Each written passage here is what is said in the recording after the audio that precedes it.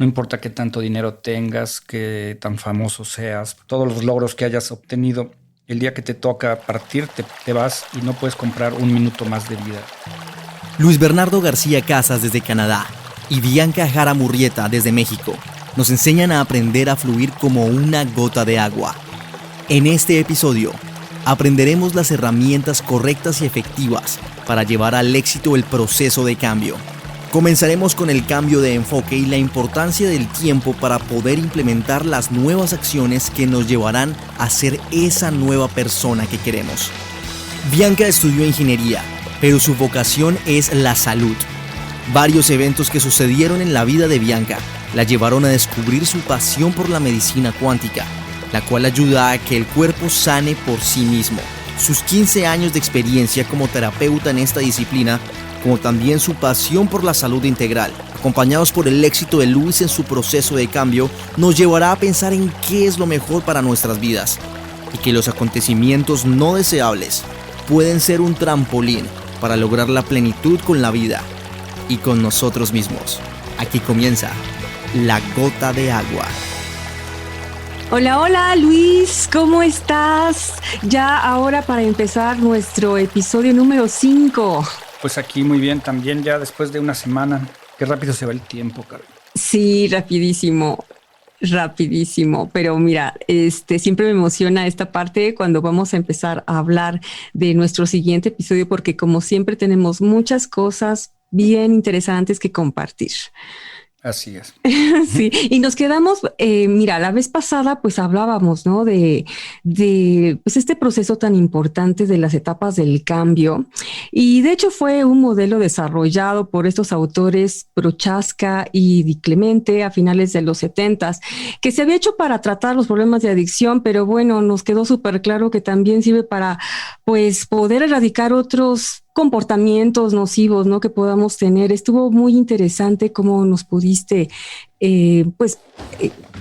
con tu historia, explicar estas etapas del cambio y dijimos que el día de hoy íbamos a tratar el tema de déficit de atención, pero pues bueno, sentimos también que antes de cambiar de tema, como que quedaron muchos huecos, como que era importante compartir ciertas herramientas para poder hacer este proceso del cambio, pues más eficiente, ¿no? Que verdaderamente se tengan los resultados, ¿no?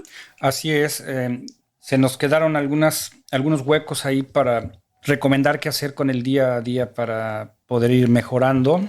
Y bueno, hay que investigar, hay que saber cuáles son las herramientas más adecuadas para llevarlas en un orden y aplicarlas en nuestras acciones. O sea, a identificar qué herramientas vamos a utilizar para hacer el plan adecuado y luego utilizarlo en la etapa de la acción. Habíamos dicho que una de las primeras reglas para salir de un hoyo es dejar de cavar. Y bueno, ¿a qué me refería con dejar de cavar, ¿no? Dejar de cavar para mí es, para empezar, dejar de hacer la actividad que o actividades que nos han tenido sumergidos en un hoyo, en lo que podríamos llamar un hoyo. Sí, efectivamente si no se deja de hacer esa acción, pues no hay manera de cambiar, ¿no? Y ese mismo comportamiento, pues nos va a seguir arruinando nuestra vida y hay que empezar a sustituirlo, ¿no? Hacer otras cosas. Al mismo tiempo que dejamos de hacer eso que nos está arruinando, al mismo tiempo también hacer otras cosas para que entonces nos podamos ayudar a construirnos, ¿no? La vez pasada nos comentaste que empezaste a hacer pues otros hobbies, empezaste a incursionar en la fotografía, empezaste a hacer otras cosas y la verdad fue súper inteligente porque pues si tu estrategia hubiera sido no voy a tomar, pues yo creo que te hubieran dado más ganas de ir con los amigos, ¿no? Exactamente, es como cuando cortas con la novia y no le quieres llamar por teléfono y estás pensando todo el tiempo en ella y entre más piensas en la novia, más ganas tienes de hablar con ella. Sí. Así funciona la mente, ¿no? Tienes que buscar una distracción, tienes que ocupar tu tiempo, tienes que encontrar algo productivo para reemplazar el hábito negativo, tienes que ponerte a estudiar prácticamente o a generar nuevas actividades que sean de tipo positivas para no estar pensando en tu hábito negativo en el que quieres cambiar. Sí, eso es lo más inteligente porque tenemos que recordar cómo funciona la mente. Y es que la palabra no la conoce nuestro subconsciente. O sea, si dices, no quiero marcarle a la novia, no quiero tomar, el mensaje que le llega realmente al subconsciente es, quiero marcarle a la novia, quiero tomar y bueno, eso no es nada inteligente porque esa batalla, pues más bien esa lucha no tiene ningún sentido. Vamos a perder esa batalla. Es como, imagínate que yo te digo, Luis, no pienses en rojo. No, por favor, no pienses en rojo. Uh-huh. Rojo no lo pienses, quítalo de tu mente. ¿Y qué es lo que vas a pensar? Pues sí, inmediatamente vas a empezar en rojo. En el rojo. Entonces, si no queremos pensar en el rojo, entonces piensa en azul, por ejemplo, ¿no? Entonces tenemos que cambiar nuestra atención a otro lado. Por eso, al mismo tiempo de dejar de cavar, como bien lo mencionabas, es en dónde enfoco mi atención. Y entonces es que resulta de que la mente no puede tener dos pensamientos al mismo tiempo. Entonces no podemos luchar por quitar ese, sino lo más inteligente es ponerle otro. Entonces así, eso que tú hiciste y fue, pues sí, súper inteligente. Y bueno, también hablamos la vez pasada que este proceso del cambio se pudo dar en tu caso cuando empezaste a subir tu nivel de conciencia, ¿no? Y cuando empiezas a tomar conciencia en unas áreas de tu vida, entonces es importante que también empieces a tomar conciencia en otras, ¿no? Y pues de esa manera el cambio sea verdadero, sea real y pues bueno, eso es lo que hiciste, ¿cierto? Así es. Una de las cosas que me sirvió demasiado fue cuando realmente me di cuenta del valor del tiempo, cuando me di cuenta que lo más valioso que yo tengo en mi vida es mi tiempo. Es como un día tiene 24 horas y si no las ocupas, si no aprovechas el tiempo, ese día nunca más lo vas a poder recuperar. No importa qué tanto dinero tengas, qué tan famoso seas, todos los logros que hayas obtenido. El día que te toca partir, te vas y no puedes comprar un minuto más de vida. Es un recurso que tiene un límite. Es como tener una cubeta de agua para cruzar el desierto y tienes algunos agujeros, algunas fugas en el agua, en la cubeta, y empiezas a tirar el agua y sabes perfectamente bien que la necesitas. Si no haces algo para evitar esas fugas, lo más seguro es que te quedes sin agua. Y obviamente nunca más la vuelvas a recuperar. Entonces, para mí, desde mi punto de vista, el tiempo es algo que yo ya no puedo darme el lujo de perder. Y entonces, cuando le das el valor adecuado al tiempo, empiezas a utilizarlo de una manera productiva. Lo ocupas, no lo desperdicias. Tan cierto, totalmente de acuerdo, Luis. El tiempo es nuestro primer recurso, no es renovable y bueno, cuando se entra en esta conciencia, como bien lo acabas de decir, no te puedes dar el lujo de perder un minuto, ¿no? Es como decir, a ver, esto que voy a hacer realmente me va a llevar a donde yo quiero. Uh-huh. Si no es así, obviamente va a ser tiempo perdido que no lo vas a recuperar y después va a venir un sentimiento de culpa inevitable, ¿no?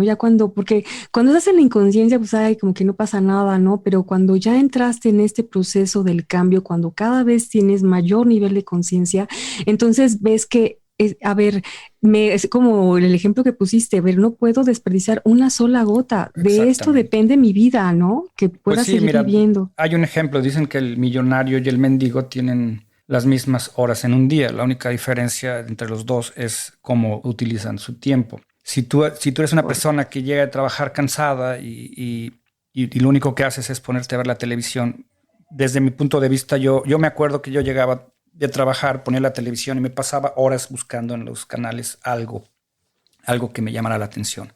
Pero me pasaba más tiempo buscando algo en la televisión, cambiándole a la televisión hasta que encontrara algo. Ese es tiempo perdido, ese es tiempo que no te deja nada. O cuántas veces estás viendo un programa y te ponen el comercial en el programa y te quedas ahí sentado viendo lo que te están vendiendo, que no es nada productivo. Y no te das cuenta que estás desperdiciando el recurso más valioso que tienes. Entonces, si haces conciencia, que es precisamente de lo que se trata este podcast, de despertar un poquito las conciencias y empezar a tratar de ayudar a la gente a que actúen de una manera más consciente, más inteligente. Entonces, si tú ocupas tu tiempo, en vez de estar viendo la tele o estar buscando algo que hacer y te pones a leer, si buscas un libro de algo que te llama la atención, algo que quieres aprender, pues es muy probable que empieces a incrementar tu conocimiento y tu criterio y vayas adquiriendo otras herramientas. En este caso, bueno, yo me puse a leer sobre las herramientas que necesitaba adquirir para el cambio. Es que fue precisamente eso. Por un lado, dejaste de cavar en el hoyo y por el otro lado es qué acciones tomó. Entonces, otra de las acciones que estabas haciendo, comportamientos que no eran pues muy saludables, es estar en la televisión porque no te dejaba nada. Además, bueno, la televisión también nos educa, yo diría que nos maleduca. Exacto. Y en vez de estar metiéndole algo positivo a nuestro cerebro, es todo lo contrario. Entonces, tú dejaste no nada más la bebida, sino dejaste de hacer otras cosas, como cosas que no te llevaban a ningún lado, como estarle cambiando, ¿no? De canal ahí a la televisión. Y entonces sustituiste esas acciones que no te llevaban a ningún lado por otras, como el aprender, como el empezar a investigar, a ver qué herramientas hay para entonces yo seguir mejorándome, ¿no? Fue buenísimo eso.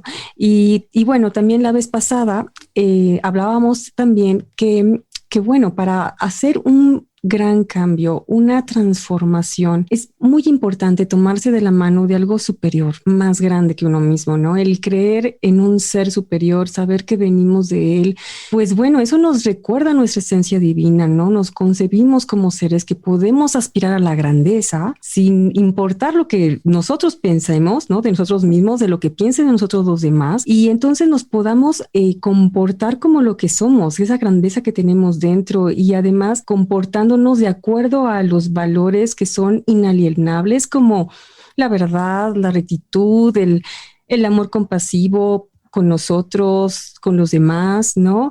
Entonces, eso es lo que comentaba la vez pasada, y entonces empezaste a cambiar pues tus creencias, ¿no? La vez pasada hablabas de las creencias limitantes. Pues sí, muchas veces, o más bien, siempre que nos desarrollamos en un núcleo social, empezamos a tener normas. Nos indican lo que podemos y lo que no podemos hacer. O algunas veces las religiones también nos dan algunos lineamientos. Crecemos, nos desarrollamos pensando que no podemos hacer ciertas cosas. Son valores que los damos como positivos, pero que nos limitan, algunos nos limitan. Estamos viviendo por lo que nos dijeron los demás. No estamos conscientes de que es o no es verdad. Perdemos esa capacidad de cuestionamiento. Entonces yo me di cuenta de eso, aprendí en una de las sesiones del manejo del enojo que existen los valores limitantes o las creencias limitantes. Y bueno, hay que reconocerlas, hay que entender cuáles son y cuestionarlas y vamos a decir, probar nuevos caminos, probar nuevas creencias o desaprender esas creencias. Yo lo veo como con el ejemplo o sea, ¿cómo las adquirimos? Bueno, en la escuela, en el núcleo social, con los amigos. Y lo veo como el ejemplo del elefante pequeño que acaba de nacer en el circo y el dueño del circo le amarra un grillete a la pata y con una cadena lo amarra a una estaca. Cuando el elefante es bebé no tiene la fuerza suficiente para romper ese grillete o para romper la cadena o para arrancar la estaca. Cada vez que lo intenta se lastima, pero va creciendo, va pensando que no puede romper esa cadena o ese grillete o arrancar esa estaca, y conforme el elefante va creciendo pues se va desarrollando, va aumentando de tamaño hasta el punto de que la cadena o el grillete o la estaca no son lo suficientemente fuertes como para contenerlo, para detenerlo, pero ya no hace el intento, él ya da por hecho que la cadena está ahí y que él no tiene la capacidad de romperla. Entonces es una prisión mental en la que está viviendo el elefante. No sabe que es lo suficientemente fuerte para liberarse. Está condicionado.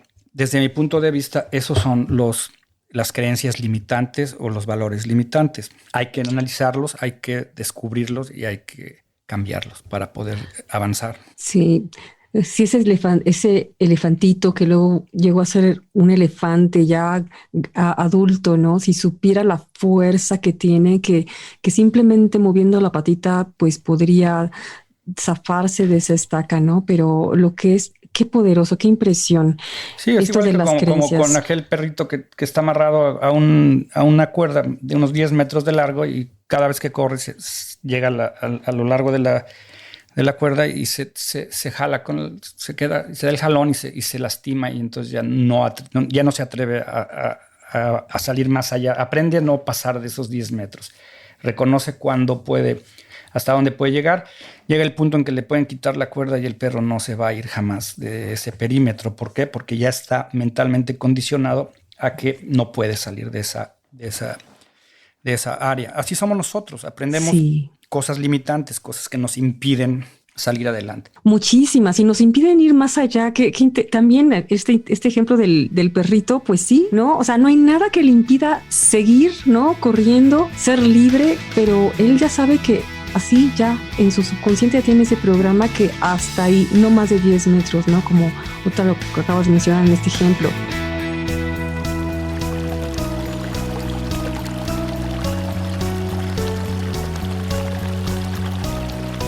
El cómo nos concebimos, lo que pensamos de nosotros mismos es precisamente en lo que nos transformamos. Eso nos pasa a todos, ¿no? Y es que todo surge de un pensamiento, ¿no? El poder mental es incalculable, ¿no crees? Totalmente, yo pienso que somos lo que pensamos y como dice Confucio, que si un hombre piensa que sí puede y el otro piensa que no puede, los dos tienen la razón.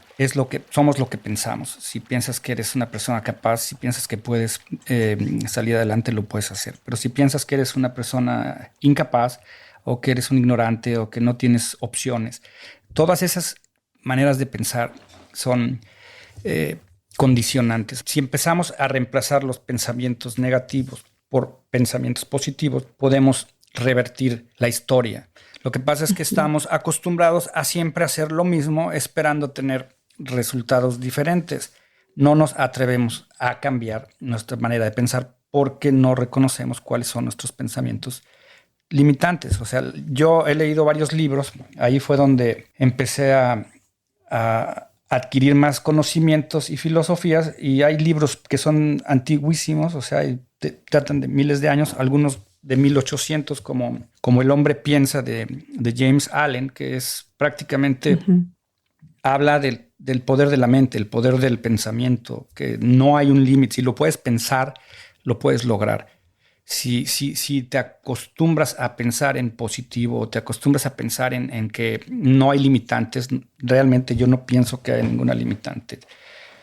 Hay varios ejemplos, como por ejemplo el ejemplo había un técnico de refrigeración que fue contratado para reparar una cámara de refrigeración, y a la hora de entrar a la cámara se le cerró la puerta y no podía abrir la puerta por dentro y no había nadie alrededor que lo pudiera sacar.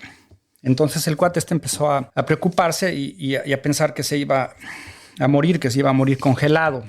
Y así pasaron varias horas. Pasaron las horas y hasta que alguien llegó y abrió la cámara y se encontraron al hombre muerto. Efectivamente se murió. Pero lo curioso del caso era que no hacía frío, la cámara no estaba trabajando, estaba descompuesta, la temperatura era la temperatura ambiente y había suficientemente aire en el ambiente para sostenerlo con vida. Prácticamente el hombre se convenció de que iba a morir y se murió. Eso fue lo que pasó. Ese es el poder de la mente, ese es el poder de los pensamientos. Hay otro ejemplo más o menos parecido, pero que es al contrario.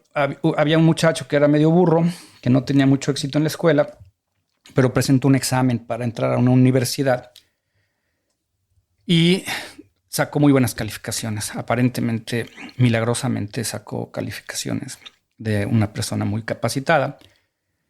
Y a partir de que le dieron los resultados de ese examen, el muchacho empezó a estudiar, se empezó a superar, pensaba que él sí podía, que él era una persona capaz.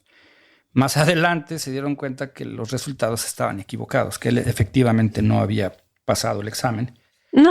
Pero ya fue muy tarde, o sea, ya para cuando se dieron cuenta de que él no había pasado, él ya había cambiado su patrón de conducta. Él ya no se consideraba un burro, él ya no se consideraba una persona que no podía aprender o que no iba a tener éxito en la escuela. Es nada más lo que piensas, es lo que el hombre piensa. ¿Qué tal? Si crees que puedes, estás en lo cierto y si no, también. Exactamente. Sí.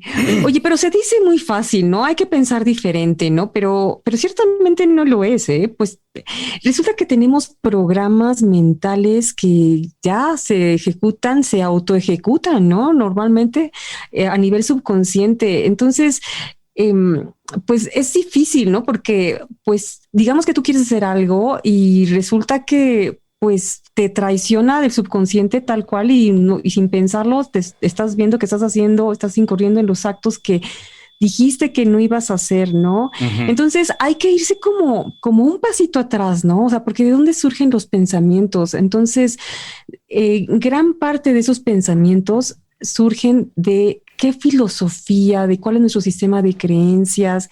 Luis, en tu caso, tuviste que cambiar tu filosofía y tus creencias.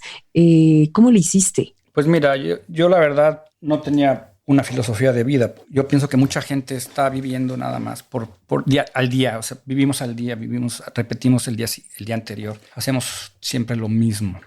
Ir a trabajar, conseguir para pagar los gastos, pagar las deudas, tratar de ahorrar un poquito, tratar de mantener una familia. Estamos sin una filosofía de vida, no tenemos un propósito de vida. Entonces tienes que encontrar cuál es tu filosofía de vida, cuál es la que te acomoda. ¿Cómo la puedes adquirir? ¿Cómo puedes adquirir una filosofía de vida? Bueno, pues la primera sería buscando un mentor o un consejero. ¿De dónde viene la palabra mentor? Bueno, viene del griego y prácticamente es de la Odisea de Homero. Mentor era el amigo de Odiseo y consejero de Telemaco. Era prácticamente alguien que ya tenía experiencia y asesoraba a este señor Telemaco. Ahí se le quedó el nombre a una persona que tiene experiencia en ciertas materias, se le nombra mentor, ¿no? Un mentor es un consejero, alguien que sabe más de los temas que nos interesa aprender, generalmente alguien que ha logrado sobresalir en su medio y a base de experiencias. A los mentores hoy en día se les llama coaches, o sea, son las personas que dan cursos, los que ya han tenido ciertas experiencias y que han alcanzado ciertos logros, que han tenido, que ellos han desarrollado técnicas que las pueden corroborar, que han tenido la experiencia, la pueden mostrar. Yo empecé a buscar esos coaches, empecé a buscar otro tipo de mentores, son los libros o los cursos o las escuelas.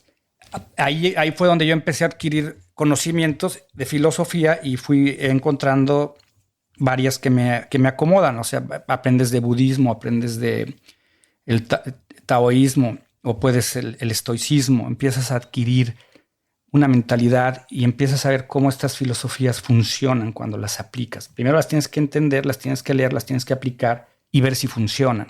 Y conforme vas aplicándolas y las vas probando y vas viendo si funcionan, las vas adquiriendo como parte de tu vida. Así es como yo empecé a adquirir filosofías nuevas. Sí, claro. Qué importante tener un mentor, alguien que ya sepa cuál es el camino, el mejor camino a recorrer y que también, si se puede, te vaya acompañando. A veces el coach puede ser, como bien lo dijiste, pues el libro, todas estas disciplinas que empezaste a aprender, ¿no? Sí, fue muy, muy bueno. Es importante porque, insisto, nadie nace sabiéndolo todo y qué importante podernos valer de la experiencia de una persona que sí sabe para que nos lleve ese camino que queremos, ¿no? Pues hay dos maneras de aprender. O sea, la primera es con tus experiencias, tú cometiendo los errores y dándote cuenta del costo de tus errores y corrigiendo tus errores. O la más rápida, que es las experiencias de otras personas. Con todo esto que nos has platicado, Luis, estoy segura que quien nos esté escuchando ya tiene una mejor idea de cuáles son las acciones específicas que debe tener en cuenta para empezar su transformación y así poder ser esa nueva persona en la que se quiere convertir. Y pues bueno, esto fue La Gota de Agua. Para el siguiente episodio les compartiremos unas claves para nutrirnos mejor, no solo por la boca, sino de manera integral para generar y mantener un buen nivel de energía. Porque pues bueno, como ya lo hemos mencionado, se requiere de mucha energía para poder cambiar. Muchísimas gracias y hasta la próxima. Síguenos en Twitter, Facebook e Instagram como La Gota de Agua.